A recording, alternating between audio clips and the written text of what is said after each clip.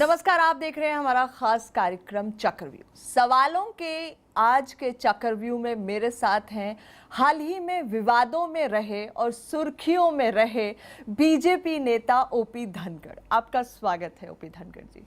धन्यवाद। सवालों के चक्रव्यूह में पहला सवाल तो यही आपसे पूछना चाहूंगी कि अभी आप हाल ही में बड़ा सुर्खियों में रहे हैं, किस तरह से देख रहे हैं इन सभी बातों को? आपके जो बयान आए उनको लेकर काफ़ी विवाद हुआ, क्या कहेंगे आप?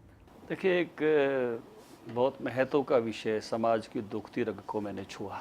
हाँ। दो तथ्यों को मैंने अपनी बात में सबने देखा है, एस्टेब्लिश किया। नंबर एक, लिंग अनुपात बिगड़ गया है। हाँ। कुंवारों की बहुत बड़ी संख्या हमारे हाँ। यहाँ बढ़ रही है। हाँ। दूसरा तथ्य मैंने बताया जो यहाँ है कि बहुत बड़ी संख्या में बाहर से हाँ। मानव तस्करी करके यहाँ लड़कियाँ लाई जा रही हैं। हाँ। इनसे विवाह संबंध बनाए जा हाँ। रहे हैं। और तीसरी बात मैंने अपनी तरफ से कही कि ये जो अवैध रूप से मानव तस्करी हो रही है, ये लिंगानुपात बिगड़ना एक चुनौती है। इसको ठीक करना, उसमें से अंतर्निहित स्पिरिट है। कई बार एक ही शब्द में सारी बातें नहीं आती, तो वो एक स्पिरिट है कि उसमें से ठीक हो।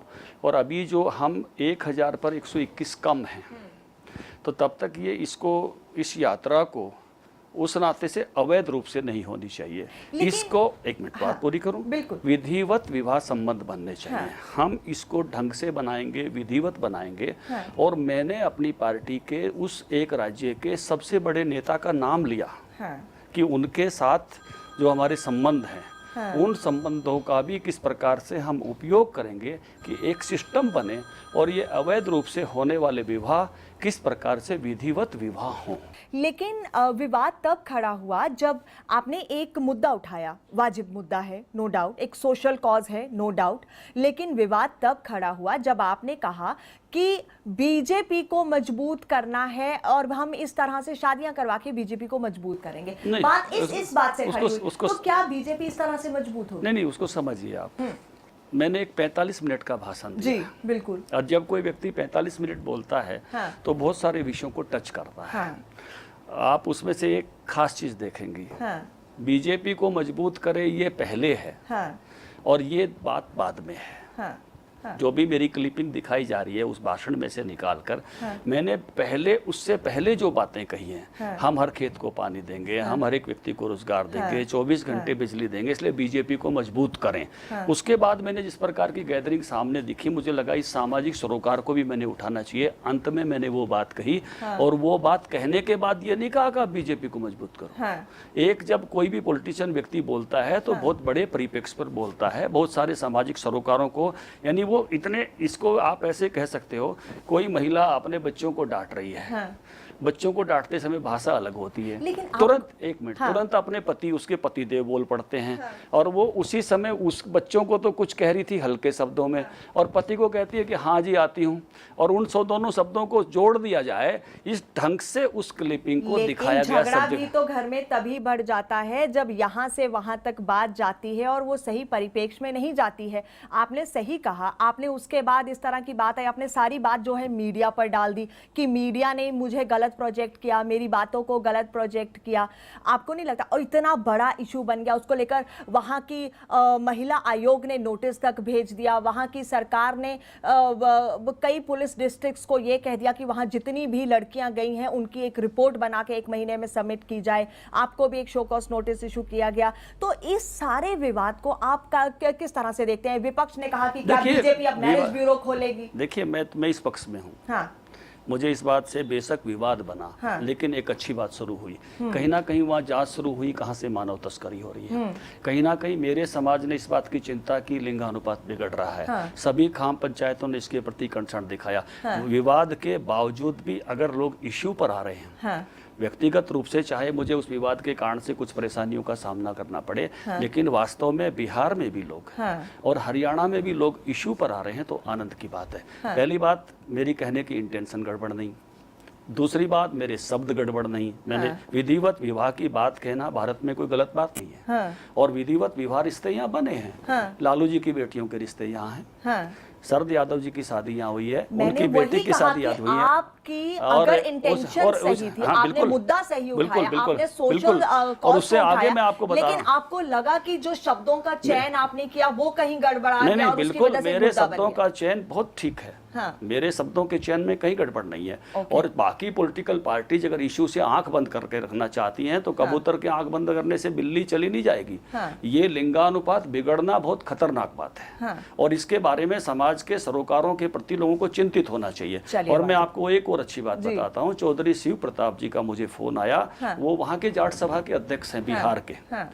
पटना से 30 किलोमीटर उनका गांव है चोरा। उन्होंने कहा देखिए यादवों के तो संबंध बन रहे हैं, हुक्मदेव नारायण यादव जी की शादी यहाँ हुई है। बल्कि शहनवाज जी ने मुझे कहा खुद मेरी शादी सोनीपत में हुई, आप बताते क्यों नहीं? जब हमारे उच्च वर्ग के लोगों के संबंध हैं तो चौधरी शिव प्रताप सिंह जी ने कहा कि हम भाई बिल्कुल बेटी बेटी का रिश्ता बनाने के लिए तैयार विपक्ष है।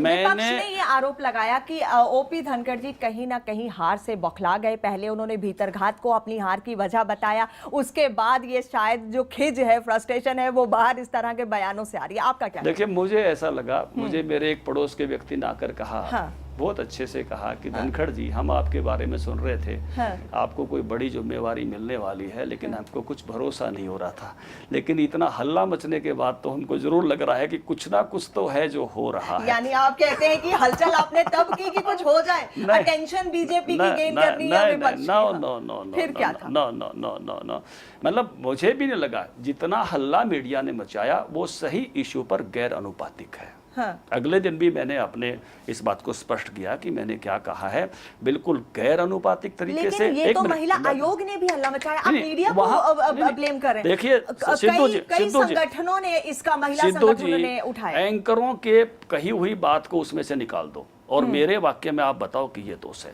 पहले पीछे एंकर्स ने क्या कहा उसका जिम्मेवार मैं नहीं हूं। ओम प्रकाश धनखड़ अपने एक एक शब्द का जिम्मेवार है। मैंने जो शब्द कहे बहुत जिम्मेवारी से कहे और मुझे इस बात का आनंद है मेरी पार्टी के वहां के मेरे नेता ने उस बात को कहा कि जो ओम प्रकाश धनखड़ ने कहा है सही कहा है सुशील मोदी जी ने। मेरी पूरी पार्टी मेरे साथ खड़ी हुई, मेरी पार्टी उससे कहीं भी बाहर नहीं गई। अगर इस तरह की बात कोई हल्की बात मैंने कही हुई होती या गलत इंटेंशन से कही होती तो पार्टियां सबसे विड्रा करके चली जाती हैं। लेकिन खबरें इस तरह की भी आई धनखड़ जी, अब आगे बढ़ते हैं इस मुद्दे से। खबरें इस तरह की भी आई कि बीजेपी में कहीं ना कहीं खींचतान है, उसकी वजह से कुछ लोगों ने आपके इस बयान से किनारा भी किया और वो चीजें खींचतान ही है जो इस तरह की बातें ला रही है। क्योंकि आपने लोकसभा चुनाव के परिणाम के बाद कहा था कि भीतरघात एक वजह रही है आपकी हार की। देखिए जो बात कही उस समय मैं उससे डिनाई नहीं करता कि जो हम चाहते थे। हाँ। हमारे कुछ मित्र जो है वो वहाँ समय लगाते, उन्होंने समय नहीं लगाया तो और अच्छा होता। वो बात बहुत आगे चली गई है। हाँ। लेकिन इस बारे में आप एक भी व्यक्ति बताइए पार्टी में किसी भी व्यक्ति ने आपको ये कहा हो। हाँ। सभी पार्टी, पूरी पार्टी ने, मैं कहूँगा कि बहुत सही स्पिरिट को समझा और उस सही स्पिरिट के साथ खड़ी हुई। मुझे इस बात का आनंद है। बल्कि एक कसौटी पर मैं आया, मैं मानता हूं कि एक बात जिसको विवाद बनाया गया तो मुझे उसकी वर्थ समझ में आई कि किस तरह से लोगों ने कहा कि नहीं, किसी भी गलत स्पिरिट के साथ ना ओम प्रकाश धनखड़ ने कहा है। उनकी कहने के समय नीयत भी अच्छी है और उनका विषय भी अच्छा है। चलिए बेहतर आगे बढ़ते हैं।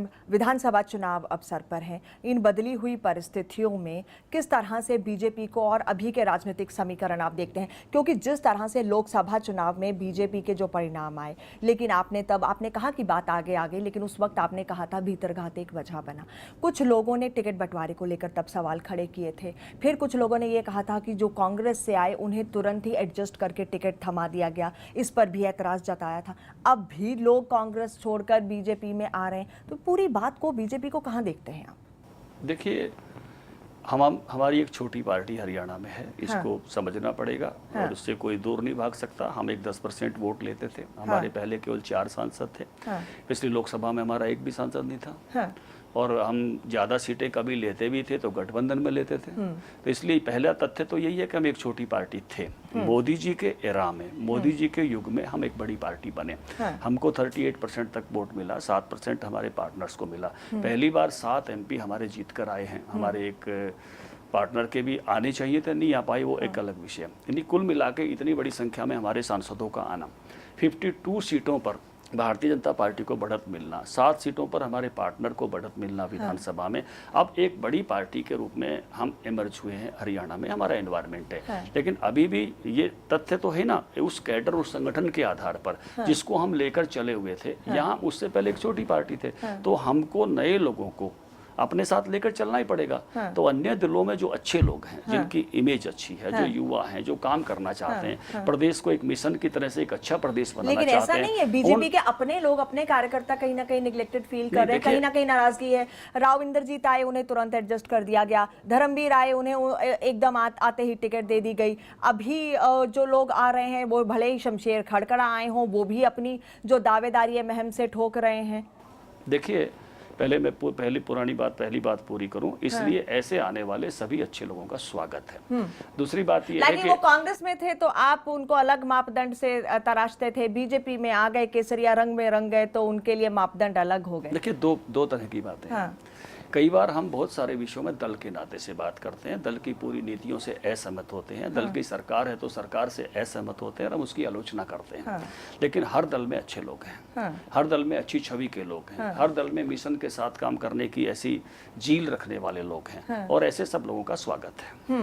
और आपने विशेष तौर से उल्लेख किया महम का, तो निश्चित रूप से मैं कहूँगा कि महम में अगर हम उस प्रकार के मजबूत होते, यानी मेरी 9 विधानसभाओं में से मुझे सबसे कम वोट महम में मिले हैं, इसलिए हमको जरूरत है महम में। और एक शमशेर नहीं आए, वहाँ बलराज कुंडू भी आए हैं, वहाँ बलराज कुंडू भी आए हैं, वहाँ सौरभ भी आए हैं। तो यानी ये एडजस्टमेंट पहले ही हो रही है, तो इससे बीजेपी के अपने जो कहीं ना कहीं कार्यकर्ता जो लोग हैं वो थोड़ा सा एक अलग तरह से डिससैटिस्फैक्शन नजर आती है। जो भी आ रहा है केवल टिकट के हिसाब से किसी को भी बीजेपी में एंट्री नहीं मिलती है कि वो आएंगे और चुनाव लड़ेंगे। पहली बात ये हुआ तो ऐसा। दूसरी बात ये है, उसको समझ लीजिए कि जहाँ जहाँ हमारे अपने लोग मजबूत नहीं, पर हुआ नहीं ऐसा। आप ये बताइए, धर्मवीर के साथ हुआ, राव इंद्रजीत के साथ हुआ, शमशेर खड़कड़ा ने साफ तौर पे बोला कि हाँ मैं महम से दावेदारी कर रहा हूँ, तो इसका मतलब वो भी एडजस्टमेंट में आई। वो उन्होंने साफ तौर पे कहा। उसके बाद जगदीश नेहरा का ये कहना, तो इससे क्या निकल कर? 2-3 बातों को समझिए आप।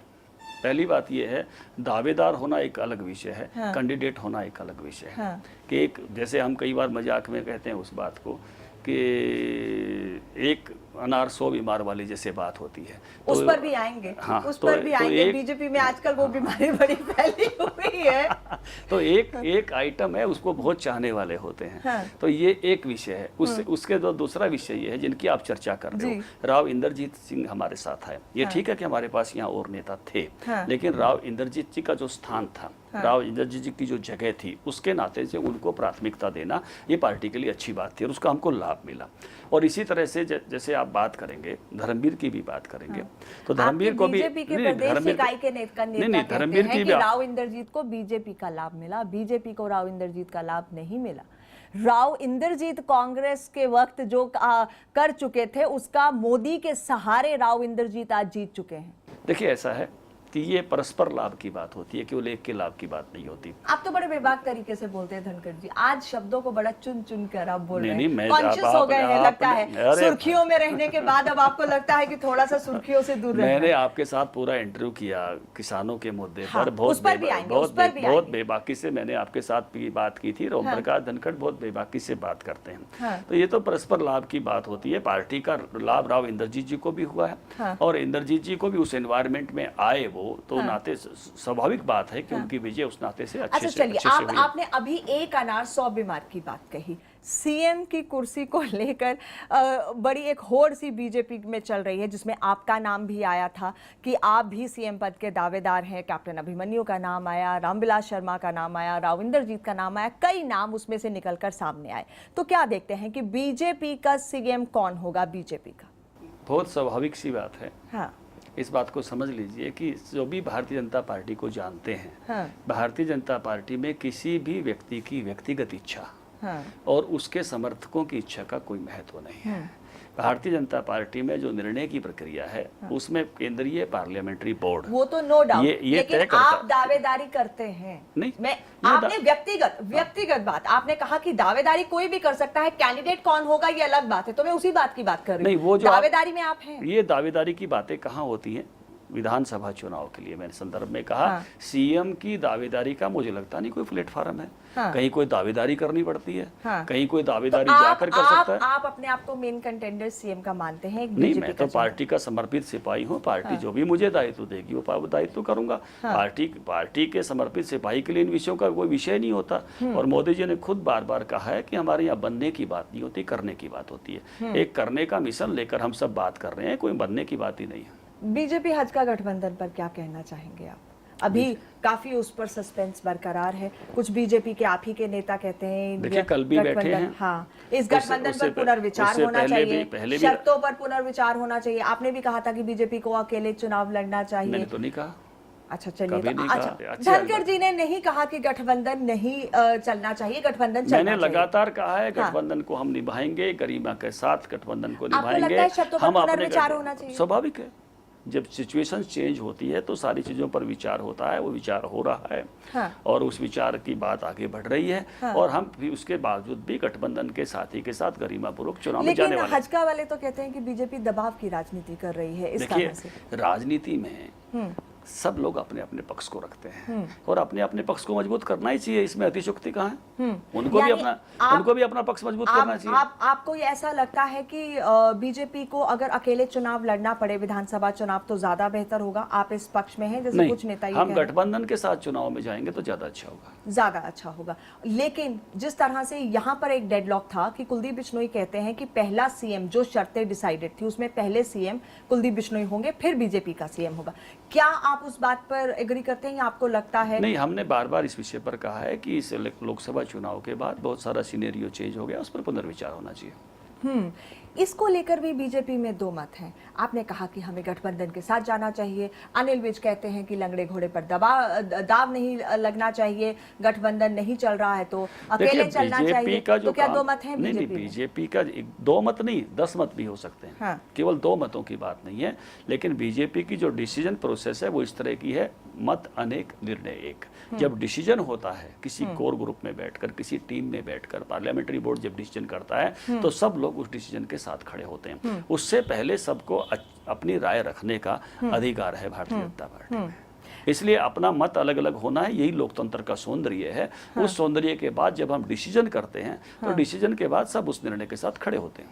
विपक्ष का ये कहना कि बीजेपी कई मुद्दों से भटक रही है और बीजेपी के पास एक स्ट्रांग लीडर यानी कि एक स्ट्रांग चेहरा नहीं है लीड करने के लिए या सीएम के पद के लिए, इसको किस तरह से देखेंगे आप? देखिए, मुझे ऐसा लगता है कि विपक्ष तो है नहीं, विपक्ष तो बिखर रहा है। हाँ। ज़्यादातर कांग्रेस हमारे साथ आ गई, राव साहब आ गए, धर्मवीर आ गए, कौशिक जी हमारे साथ आकर सांसद बन गए, उनके बहुत सारे लोग बाहर निकल गए, कांडा जी निकल गए, हमारे ये क्या कहते हैं शर्मा, विनोद शर्मा निकल गए। बहुत सारे लोग और भी जो कांग्रेस में अभी भी हैं वो बीजेपी के साथ तालमेल में हैं। नेहरा जी की बात आपने की, तो कुल मिला के कांग्रेस तो बिखर रही है, उसको विपक्ष कहाँ कहें। और उसको आप अपने में समेट रहे हो, बीजेपी कांग्रेस को अपने में समेट रही है। हाँ? तो उस नाते से विपक्ष तो बिखर रहा है, विपक्ष की उस बात का क्या बात करें। हाँ। और जहां तक चेहरे की बात है, हाँ। अगर पार्टी चेहरा तय करती है, हाँ। तो जब आप एक मैं आपको उदाहरण देता हूं, नरेंद्र भाई के बारे में जब बातें चल रही थी तो विपक्ष देश में क्या क्या बोलता था, जब परिणाम में पहुंचे तो कहां पहुंचे। ये हमेशा ही होता है ये, और राजनीति में ये स्वाभाविक भी है। हाँ। जब तक कुछ चीजें तय नहीं होती, हाँ। और कई बार व्यक्ति तय भी हो जाते हैं, हाँ। उसके बाद भी हमले होते हैं, वो तो होंगे, विपक्ष का धर्म है, करना चाहिए। आप क्या विधानसभा चुनाव में उतरेंगे? पार्टी निर्णय करेगी। आपका अपना व्यक्तिगत? नहीं, पार्टी आदेश देगी तो जरूर लड़ूंगा। पार्टी वो पार्टी की होगी, लेकिन हाँ। आपका अपना व्यक्तिगत? मैं पार्टी का समर्पित सिपाही हूँ, हमारी कोई व्यक्तिगत इच्छाओं की बात नहीं होती। पार्टी आदेश करेगी, जरूर लड़ूंगा। यानी कि कहीं ना कहीं आप ये संकेत कर रहे हैं कि आप विधानसभा के फाइनल मैच के लिए तैयारी कर रहे हैं? नहीं, इससे इनकार नहीं किया जा सकता। पार्टी लड़ाएगी तो जरूर लड़ूंगा। आप लड़ना चाहते हैं? आप मेरी बात को घुमा रहे हैं। आप सीधा सवाल, सीधा जवाब। मैंने कहा कि हम नहीं, हम भारतीय जनता पार्टी, उसमें क्या, हमारी व्यक्तिगत इच्छाओं का अर्थ ही नहीं है यहाँ पर। हम वर्षों से सब पार्टी के लिए काम करने वाले, पार्टी के समर्पित कार्यकर्ता हैं। पार्टी अगर मुझे निर्देश देगी, आदेश देगी तो जरूर लड़ूंगा। यानी यकीनन आप वो भी कह रहे हैं जो आप नहीं कह रहे हैं, और शायद दर्शक आजकल हरियाणा के नहीं सभी जगह के इतने जागरूक हो गए हैं कि वो समझ सकते हैं कि ओपी धनखड़ किस तरह से संकेत देने की कोशिश कर रहे हैं। बहरहाल ये जानना चाहूंगी किन मुद्दों के साथ बीजेपी अब चुनाव मैदान में उतरेगी। किसान नेता आपको कहा जाता है, किसानों के मुद्दों की अगर हम बात करें अभी किस तरह से जो अहम मुद्दे हैं किसानों के आप लेकर चलेंगे। देखिए, किसानों के बारे में 4 बातें मुझको सबसे ज्यादा लगती हैं। हर खेत को पानी, दूसरा मुद्दा किसानों का है जोखिम प्रबंधन, तीसरा किसानों का मुद्दा है उत्पादकता बढ़े, और चौथा मुद्दा है बाजार मिले, और उससे भी आगे जाएंगे तो भाव मिले। बाजार केवल बेचने के लिए नहीं मिले, बाजार में भाव मिले। ये पूरी एक चेन किस प्रकार से सुरक्षित रूप से खड़ी हो। हर खेत को पानी, उत्पादकता बढ़े, क्योंकि उत्पादकता अभी मैं 16 क्विंटल पैदा कर रहा हूँ गेहूँ, अगर मैं 32 करूंगा तो मेरे दाम दुगने हो गए, और मेरी जो है कोस्ट लागत जो है कम आएगी, मेरा प्रॉफिट बढ़ जाएगा। और उसके बाद मैंने जो उत्पादन किया है उसको मार्केट अवेलेबल हो, उसकी मार्केट में बेकदरी नहीं हो, और मैं बेचने जाऊं तो मुझे प्रॉफिटेबल प्राइस मिले। ये पूरी की पूरी एक चेन है, और इसके बीच में कहीं ओला पड़ जाए, सूखा पड़ जाए तो मुझे जोखिम में जो है राहत अभी भी जिस तरह से सूखे के आसार नजर आ रहे हैं, मेट्रोलॉजी डिपार्टमेंट ने ये कहा है कि पूरे उत्तर भारत में, हरियाणा में भी किसान जो है परेशान है, और वो कह रहे हैं कि अगर सूखा पड़ गया तो फिर क्या होगा। देखिए, सरकार समेत हम सब लोग कंसर्न हैं, किसान मोर्चा के लोग भी पूरे देश में कंसर्न हैं, और बारिश का अभी 43% बारिश हुई है, और ये बहुत चिंताजनक विषय है। लेकिन इसमें से एक जिसको हम ये सोच रहे हैं कि प्रभु की शायद अभी कृपा हो जाए, क्योंकि जो खरीफ की फसलें होती हैं वो 60 दिन में हो जाती हैं, रबी की फसलें 6 महीने हो देती हैं। अगर अभी भी देश में बारिश हो जाए तो हम चारे की फसलें, हम धान की साठी जो 60 दिन में हो जाती है, वो कई सारी फसलों को, फल और सब्जियों को, इनको ले सकते हैं। ये बड़ा चैलेंज है, और मुझे इस बात के कहने में खुशी है कि प्रधानमंत्री जी ने सबसे पहले कोई अपने मंत्रिमंडल समूह की कोई बैठक की तो सूखे की चिंताओं को लेकर की। राधा मोहन जी का स्टेटमेंट मैंने पढ़ा कि वो सभी राज्यों के साथ टच में हैं, किस प्रकार से अधिक चीज़ें इस प्रकार से की जा सकती हैं। जैसे मैं आपके माध्यम से कहना चाहूँगा, हमारे हरियाणा के भी सरकार को कहना चाहूँगा कि सभी जोहड़ और तालाबों में पानी प्रायोरिटी के साथ भरना चाहिए, पशुओं को किसी प्रकार की दिक्कत नहीं हो, और इसी तरह से चारे की फसलों को प्रायोरिटी देना चाहिए, क्योंकि देश के अन्न के भंडार तो कहीं ना कहीं भरे हुए हैं। हम देख रहे हैं कि बड़ा सरप्लस हमारे पास रहा है पिछले 2-3 सालों में।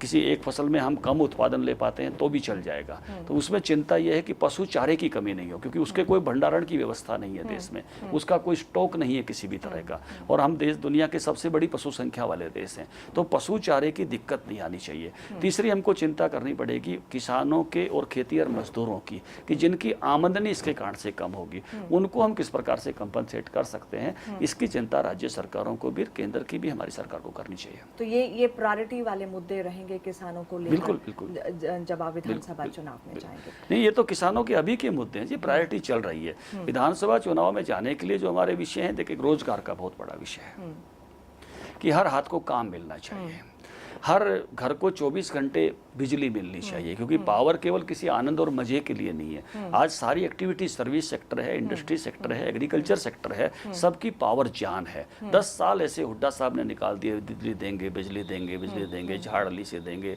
मातन हिल से देंगे, यहाँ से देंगे, लेकिन वो सब धोखा साबित हुआ है। तो पूरे समय पावर सप्लाई की जरूरत है। इसी प्रकार से जो एक चर्चा में किसानों के बीच में कर चुका हूं, हर खेत को पानी की जरूरत है, आपने कहा। हाँ, तो उस नाते से वो पानी की उपलब्धता की जरूरत है। हम दिल्ली के आसपास के एरिया में बसते हैं, दिल्ली हमारे लिए एक बहुत बड़ा बाजार है, हम गुजरात तक से यहाँ पर दूध आ रहा है, क्या हम दिल्ली की भैंस नहीं बन सकते? किसान मोर्चा की तरफ से हमारे यहाँ झारखंड से सब्जियां आ रही हैं, क्या हम उनको सब्जियां इतनी बड़ी मात्रा में हम सारा ये ग्रीन हाउसेज लगा के हम यहाँ अच्छी क्वालिटी की सब्जियां नहीं दे सकते? क्या हम जो है उन फ्लावर्स जो हिमाचल उत्तराखंड से आ रहा है वो फूल हम यहाँ नहीं दे सकते? इतना बड़ा अर्बन क्षेत्र हमारे पास है कि हम हरियाणा के हर आदमी की समृद्धि को बढ़ा सकते हैं। चलिए, वक्त की कमी है, लेकिन आपसे ये जरूर जानना चाहूंगी कि जिस तरह से राजनीतिक गलियारों में अभी चर्चाएं हैं कि बीजेपी के अंदरूनी, खास तौर पे प्रदेश बीजेपी की अंदरूनी जो खींचतान है वो बीजेपी को कमजोर कर रही है। कुछ लोग आपस में विचार नहीं मिल रहे हैं, जैसे पहले आपका और कैप्टन अभिमन्यु की बातें निकलकर सामने आई, फिर रामविलास शर्मा, अनिल विज, या अलग अलग जो बयान आए, अलग अलग तरह के मतभेद। आपको लगता है कि इस तरह की खींचतान बीजेपी में किसी तरह की कोई भी खींचतान नहीं है, ओके, किसी तरह की कोई ऐसी दिक्कतें नहीं है। बीजेपी एक अच्छे ग्रुप के रूप में, कोर ग्रुप टीम के रूप में सारी की सारी काम कर रही है।